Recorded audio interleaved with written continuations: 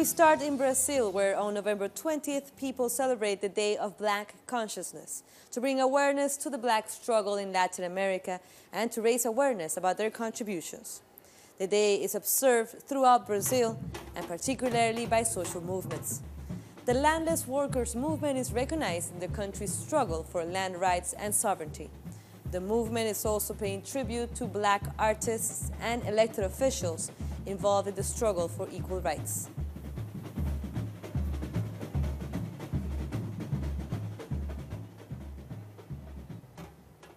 And we have more details about the team that will implement the agenda of Brazil's President-elect Jair Bolsonaro.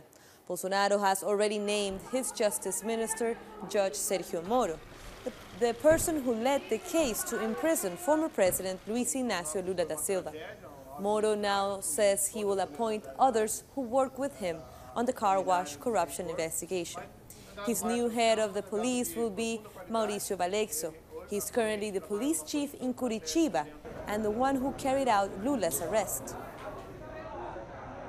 I always say that I would be a fool if I didn't make use of the people who work with me, especially in the Operation Car Wash investigation, because these people have already proven both their integrity and their efficiency.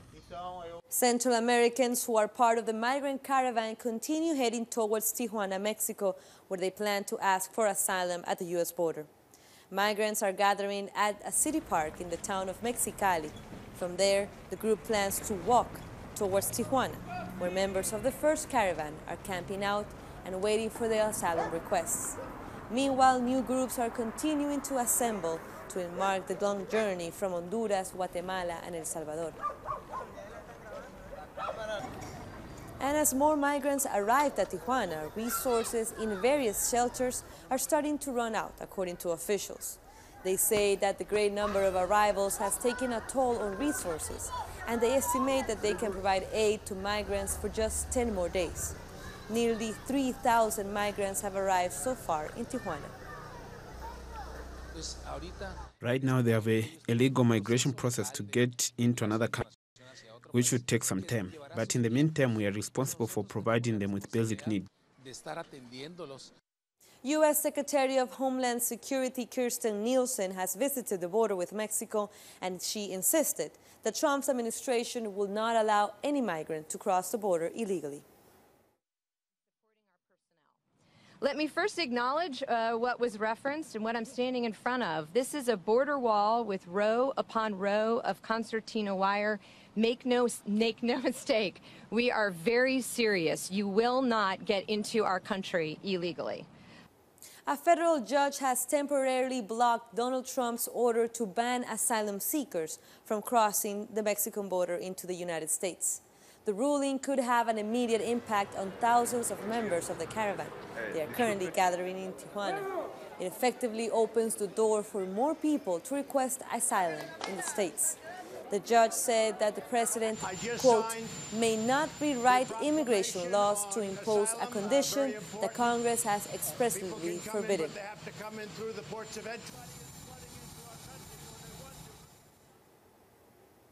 And following the CIA's finding that pointed out to the Saudi Crown Prince Mohammed bin Salman as being behind the murder of journalist Jamal Khashoggi, U.S. President Donald Trump has defended his country's relationship with the Kingdom of Saudi Arabia. Because it's America first for me. It's all about America first.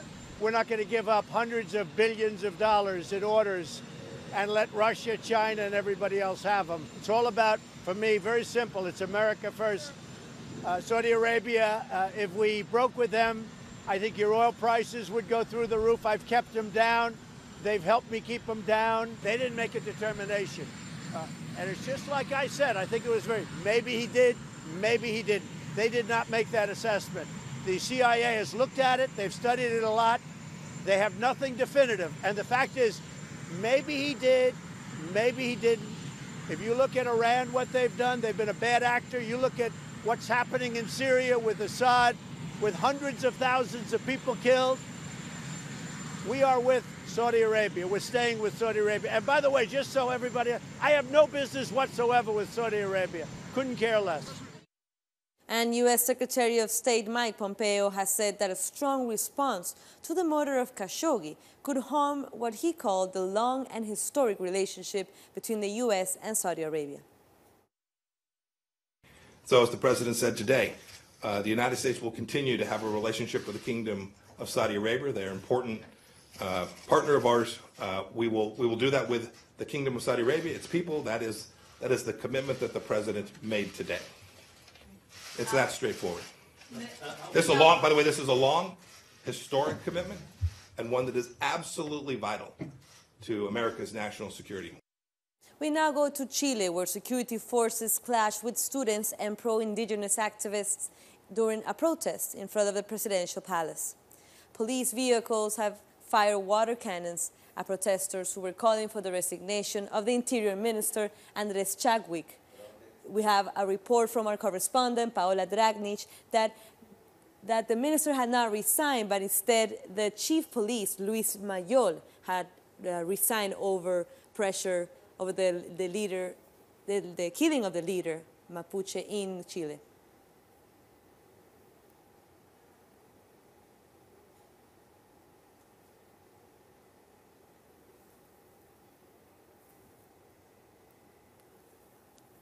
So now we go to a break. We come back after this. We have also our Twitter page that you can follow us. We are at Telesur TV and my account at Carla G Telesur. We'll be back.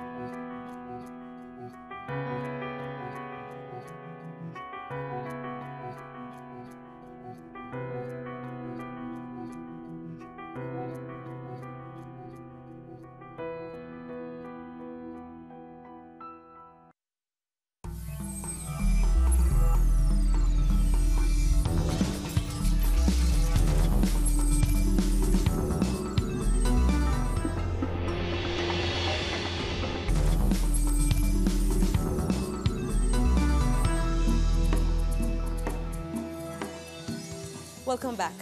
British musician and founder of Pink Floyd, Roger Waters, is in Ecuador visiting indigenous people in the country's Amazon region.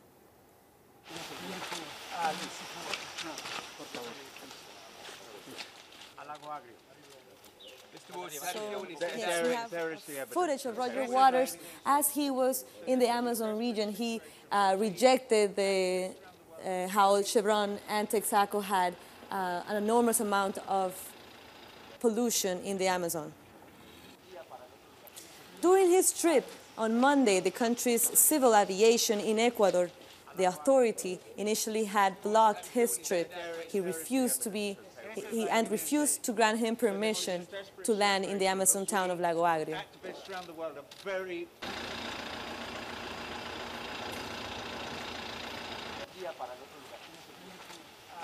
And on his return to Quito, Telesur sat down for an exclusive interview with Waters. He spoke about impunity that large corporations enjoy while they destroy the environment. Let's listen.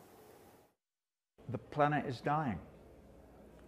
And I want it to still be there for my great-grandchildren, if possible, and even their children, great-grandchildren. Wouldn't it be nice if the human race learned to be progressive and learned to think about and imagine what the future might be, rather than just, boom, let's blow it all up. It's not about rock stars or musicians, it's about every human being, understanding their responsibility to their fellow human beings and to the planet, or we're all dead very soon. That is the sad and sickening thing about the American empire, is that they've fucked up so many other places, and as did the British, I have to say, as do all colonial empires. They really screw things up. They don't help anybody to progress or go anywhere. They only hinder the potential the human race has to develop in a progressive way. That was part of this exciting interview with Roger Waters that you can watch the full show on Wednesday only on Telesur. So check the times and the place that you are so you can watch it all.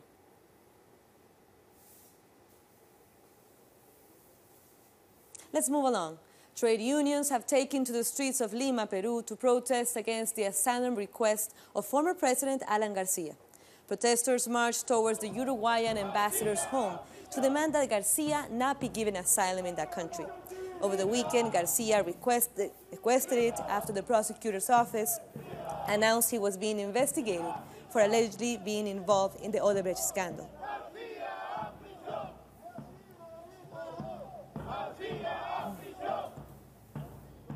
The government of Colombia has agreed to resume talks with student movements after 40 days of a general strike to demand an increase in the education budget.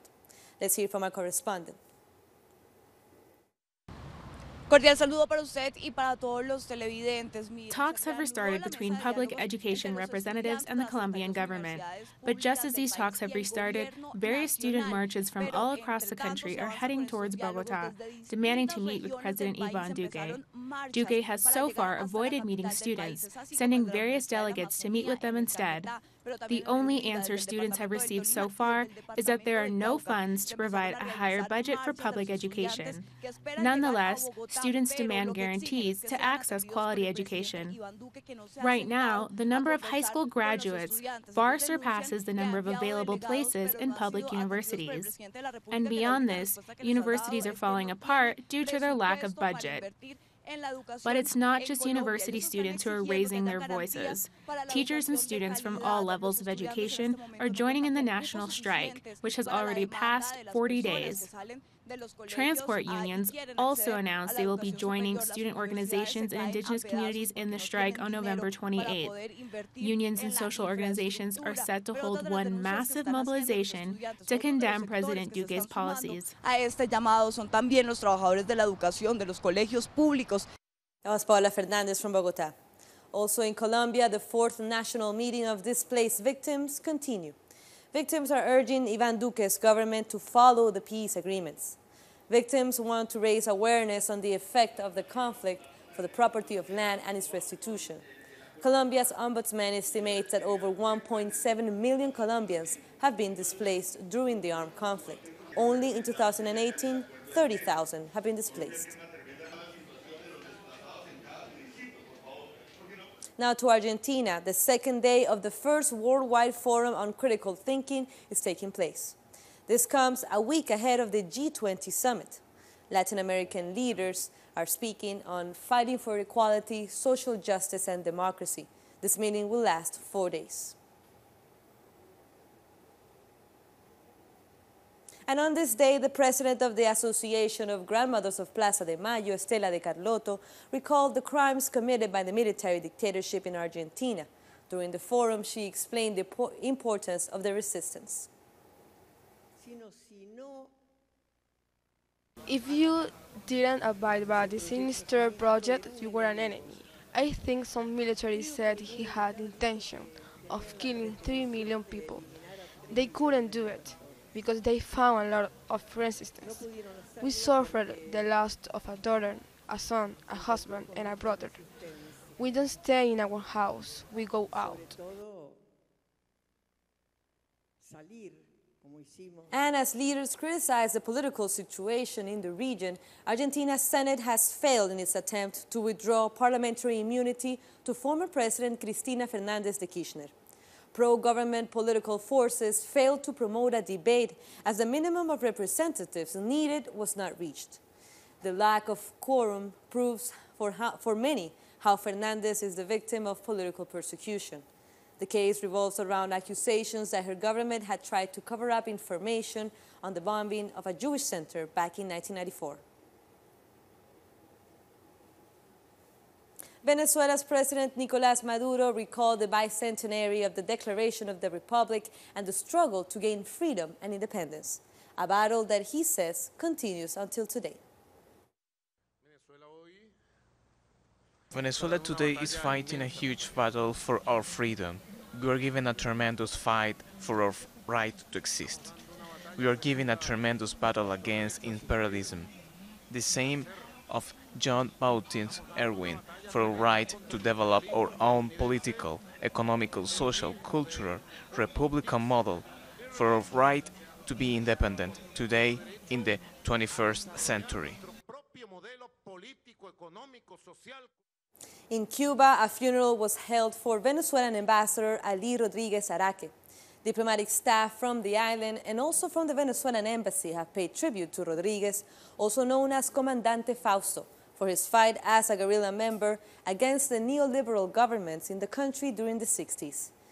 They highlighted Rodriguez's career working for Latin American integration.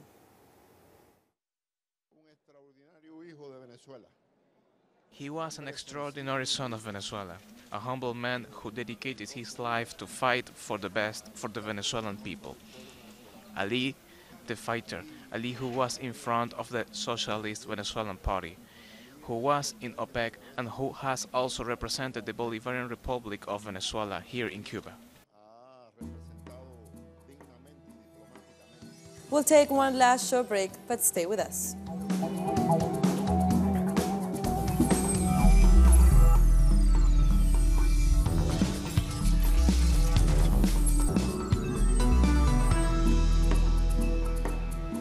And we're back with news. At least 50 people have been killed in a suicide bombing in Afghanistan. Over 80 people have also been injured in the attack that took place in the east of Kabul. The deadly blast took place during a meeting of religious scholars who were celebrating the birthday of Prophet Muhammad. No one has claimed to be behind the attack yet.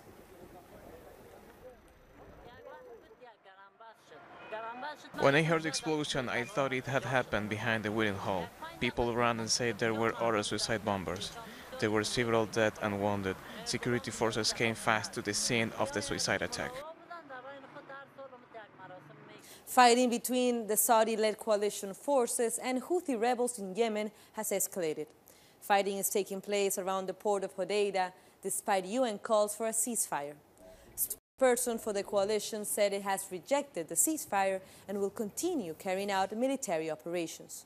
The war between the US-backed coalition and the rebels has killed tens of thousands and pushed millions to the brink of starvation. The coalition has now advanced the battle line to 4 kilometers from Hodeidah harbor and 3 kilometers from the center of Al-Hodeidah. The military operation is now going on, and its primary object is to destroy the Houthi supply routes in various regions. Only the tempo of the military advancement with the city of Al-Hodeidah may vary at different times.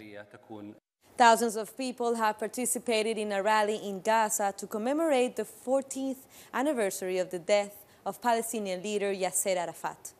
The leader died on November 11, 2004 at a French hospital. His health had deteriorated following an Israeli military siege of the presidential headquarters in Ramallah. He was elected Palestinian president in 1996 and became the global face of the Palestinian struggle. We have come today for the commemoration of Yasser Arafat, this leader whose name exceeds all words and geography. We have come to confirm the pledge and promise. We are the sons of this great leader. We came today to renew our loyalty for Palestine and to say that we are going to Arafat's path. 9 people have been killed in a Boko Haram attack in Nigeria. The armed group have murdered 9 farmers and kidnapped another 12 in a village in the north of Borno State. The attackers opened fire on workers.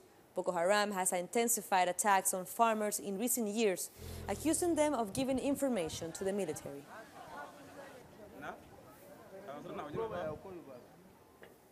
The director of the United Nations Environmental Office has resigned after criticism about his travel expenses. Let's find out more about this and other war stories.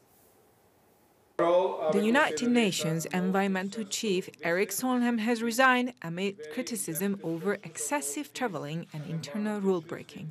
Solheim reportedly spent nearly $500,000 on air travel and hotels in less than 2 years.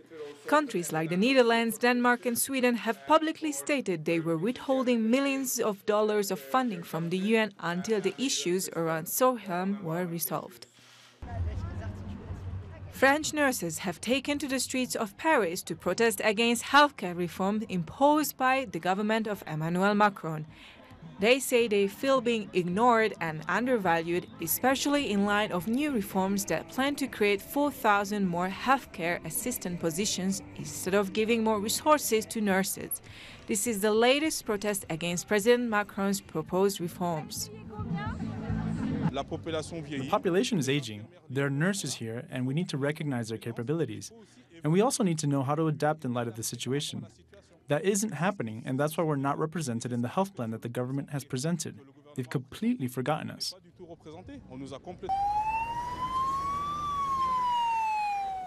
At least 50 people have been killed and another 70 were injured in Afghanistan after a suicide bomber detonated his explosive in a large hall in the capital, Kabul, where hundreds of religious figures gathered to celebrate the birthday of the Prophet Muhammad. Officials fear the death toll will rise as many victims remain in critical condition. There has been no immediate claims of responsibility. A U.S. police officer attended an unusual call-out to rescue a baby bear who got trapped in a dumpster. Footage filmed by a police force in California shows the officer climbing on top of a dumpster to help the baby bear escape, while the mother watched from a nearby hill. The area was recently affected by wildfires that has threatened also animals in the area. And that brings us to the end of this news brief, but this and many other stories, as you know, you can find them on our website at telesurenglish.net. Here you can find all our latest information, as well as our opinion articles and galleries.